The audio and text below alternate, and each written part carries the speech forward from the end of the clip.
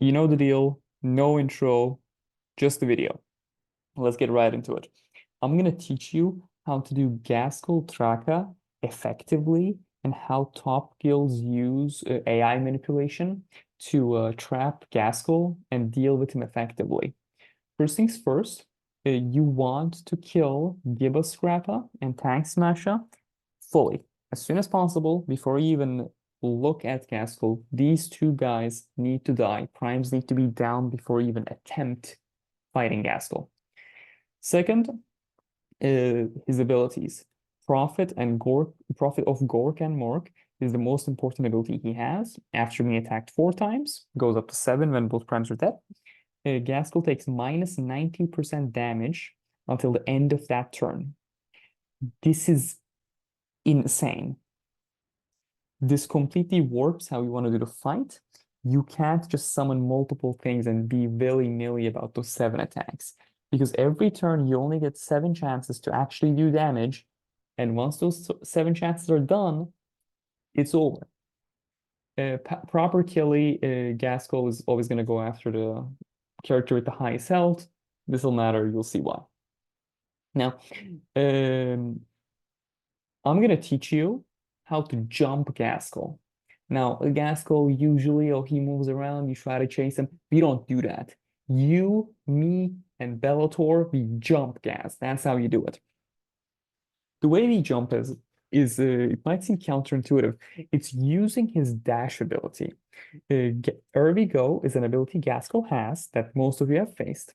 Ghazkull faces in one of 6 directions and prepares to charge out to range 5 in front of him. At the start of his next turn, he charges along the path, leaving devastation in his wake. On the right side, you can see Ghazkull is preparing to charge, and when he charges, he does a lot of damage and stuff gets stunned. A few things to know about this. Ghazkull's dash can go over your characters. However, Ghazkull's normal move cannot. Ghazkull won't use the dash if doing so will make him end his turn on top of a character. For example, if this Bellator here was at the bottom, then he will not be dashing because it will be an illegal placement. Similarly, the edges of the map also prevent Gaz from using his dash as the distance he covers is a set amount. So it is 5 movement. So if Gaz was lower, like if Gaz was standing on the hex Eldarion and Ra are sitting on, he will not be dashing downwards. Because if he's here, there's 1, 2, 3. There are 3 hexes he can move. He has to move 5. Now, if Gaz is unable to dash for any one of these reasons, what he will do is he will just do a normal attack. And then he will try to dash next turn. If he can't dash, he'll do a normal attack. This is the Ghazkull trap strategy.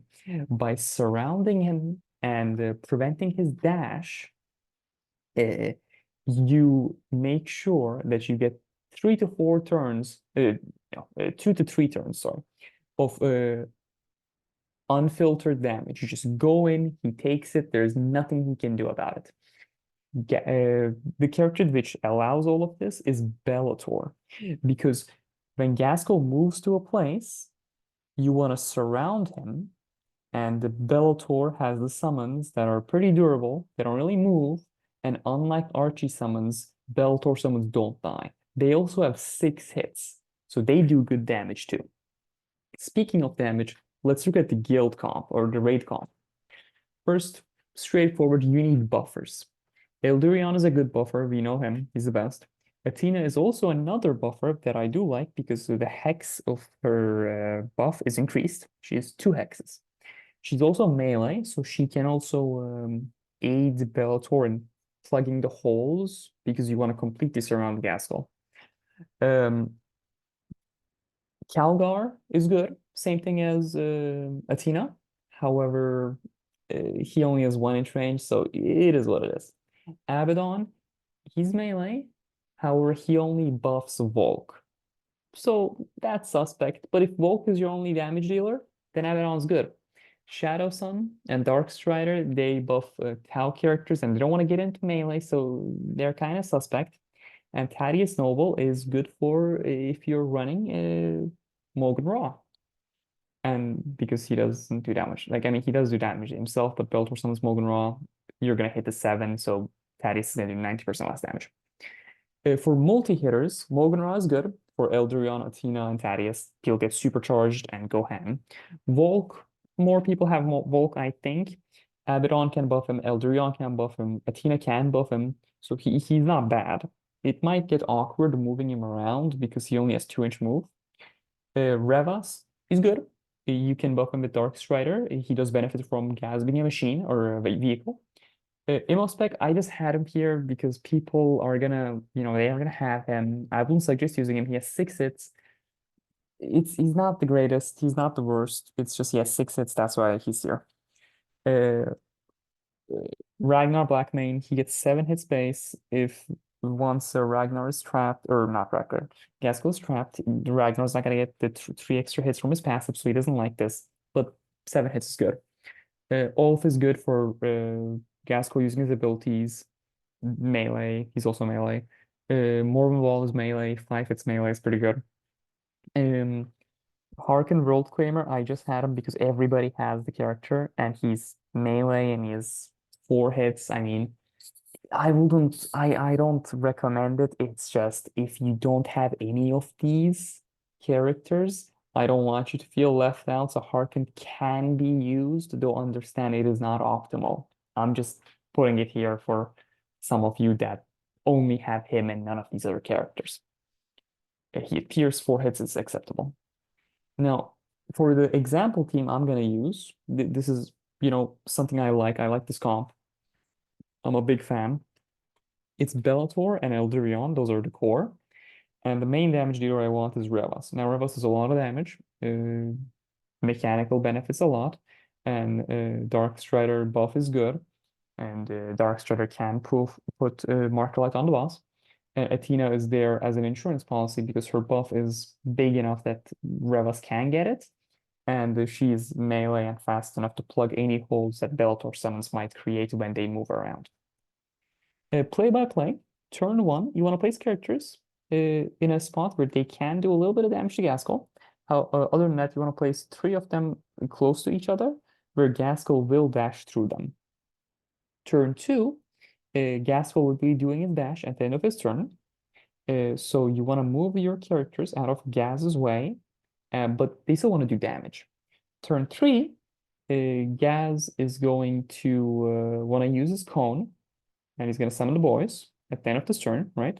So it's important that you get your characters out of the cone if you're going to die. However, Bellator, if he's high enough, if you're on level, right? Like if you're fighting L5, a Legendary 5 Ghazkull, and you have a Diamond 3 Legendary 1-star Bellator, he can absolutely eat the cone attack. After that, Gaz is going to complete his cone, like shoot his shots. He's going to summon boys, and then he's going to move and then target the character with the most health. That's either going to be, in this example, it's either going to be Revas or Bellator. Now, what I can do in this situation is if I, let's say, let's take the right side of this PowerPoint slide as the right side of the map. If I put Bellator or Revas on the right side of the map as much as possible and block it with a Dark Strider like here, Ghazkull is going to hug the wall just to be able to hit Revas. Now, at this point, he's going to do this after he uses Cone. What you want to do is you want to clear the boys. Now, here you can use Eldarion, Dark Strider, maybe, they want, maybe even Athena. If you're using Athena, Athena wants to end this move next to Ghazkull, of course. You want to use these characters to clear the boys as much as possible. And after the boys are fully cleared, you want to use Bellator active ability. After that happens, you use Revas, or Revas can shoot first, whichever. You should have more than enough hits. Bellator summoning is 1 hit for Ghazkull passive attacks. And then turn 5, what's going to happen is if you've done it correctly and Ghazkull has no way to successfully dash, he's going to normal attack you. And at this point, Bellator summon 1, 2, 3, 4 are going to attack. What you want to do is you want to use your main damage dealer, which is Revas in this situation. Attack Ghazkull. Now, that is 5 attacks. Now, when Bellator attacks again, that's going to be your 6th attack, and then Bellator attacking is going to trigger the summon that's next to him because it was passive, that's 7 attacks. You reach 7 attacks, all 7 of those attacks were with 6 hits or more than 6 hits in the case of Revas. That was good. That was a good damage phase. You did a lot of damage. And now turn 6 is the same as this. If Ghazkull can't dash, he's gonna melee. 4 Beltor summons are gonna attack. Revas is your main damage dealer. He attacks. Beltor attacks again. This is 6th. And then Beltor summons proc again. You, of course, want to be using Dark Strider, Athena, and Eldrion in this example. They will be doing 90% less damage, but 10% damage is still 10% damage. You're trying to get as much as possible. I hope this was helpful. Thank you very much for watching. I greatly appreciate it. The Neurotrope, he urges you to watch more of my videos and use my friend code because it benefits me greatly. Anyways, thank you very much for watching and have a great day and stay safe.